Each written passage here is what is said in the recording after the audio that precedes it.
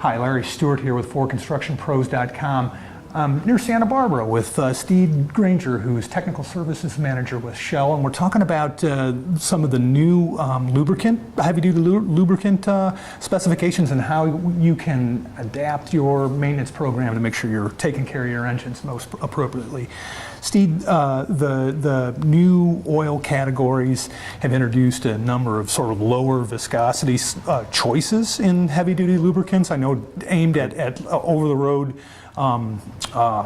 miles per gallon, and I'm wondering how a construction firm with a large variety of ages and sizes of heavy-duty diesel engines might look at the landscape now today and find, sort of that one oil that takes care of a brand new backhoe loader as well as a 20-year-old wheel loader in heavy-duty applications. What would you recommend for them to do? Well, good question. We always refer back to the OEM's recommendations for each equipment. In general, the off-highway OEMs have not completely sanctioned the lower viscosity, more fuel-efficient engine oils. Mm-hmm. So maybe for a construction company that's has both on-road and off-road vehicles, and they want to use one oil for both the off-highway equipment and the on-road equipment, then the CK4 category be the one to use. Mm-hmm. And that's the newest current spec. Yeah, CK4 is for the viscosities that are more the traditional viscosities, like the 15W40, the 10W30 viscosities that are kind of on the upper part of the SAE 30 category.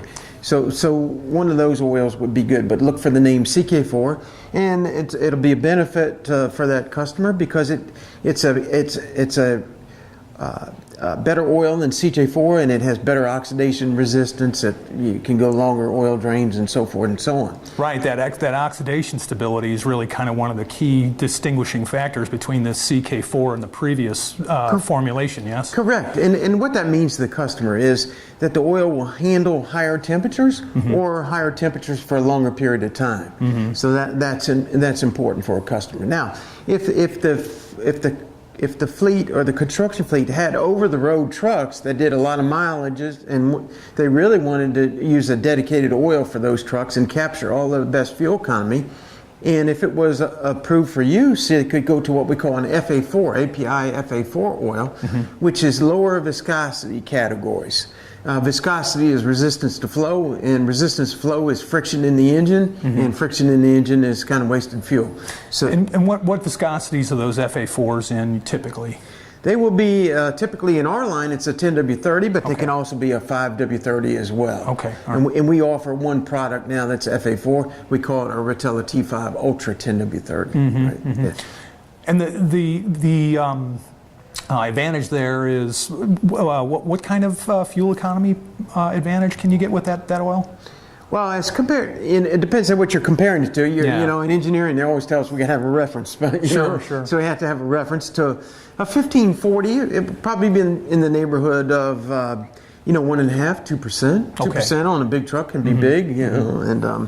And then if it's compared to a CK4 10W30, then I think we talk about 0.5%, 0.75%, roughly. Mm-hmm. The rough numbers. Mm-hmm. Yeah. What should a maintenance manager, or equipment owner who's making this decision? What kind of considerations should he look at if he's thinking about using those FA4 oils? Are there concerns in terms of durability that he should be aware of? And that would be in everybody's general concern, but some of the OEMs have done thorough evaluation of these oils mm-hmm.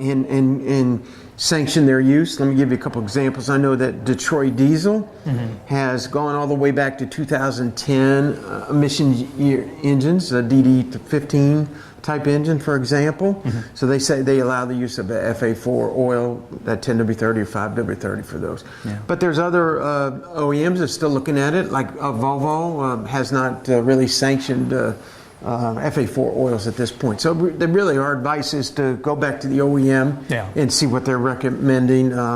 Another one like Navistar in their brand new A26 engine, they are recommending use of FA4 or CK4 oils, whatever the customer preference is. I see. Okay. Yeah. And I assume obviously once you've talked to your OEM and it looks like something that you want to investigate an oil change, you probably want to put in place a baseline with your current oil with some oil sampling, get a sense for how your oils are performing now, and then watch that change over time as you change oils. Absolutely. And I think you're talking about trending in oil analysis, so you can see any changes in the engine. I mean, anytime that's a great idea for various reasons. You go into a lower viscosity oil, you could watch the iron content in there.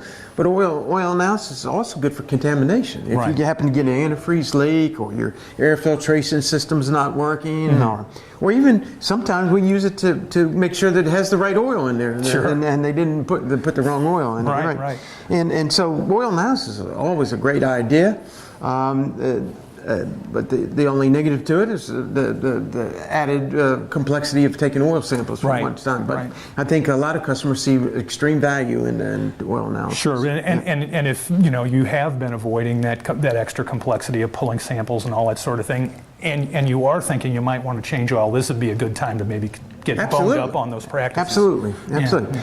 But there's one thing I see about these more fuel efficient FA4 oils is they really do well in cold temperatures. So they flow quicker, and they get to where they need to lubricate parts quicker. The engines will start better, and so I'm pretty anxious. I'm pretty excited about these new lower viscosity oils. But again, we always recommend that we check with the OEM recommendations.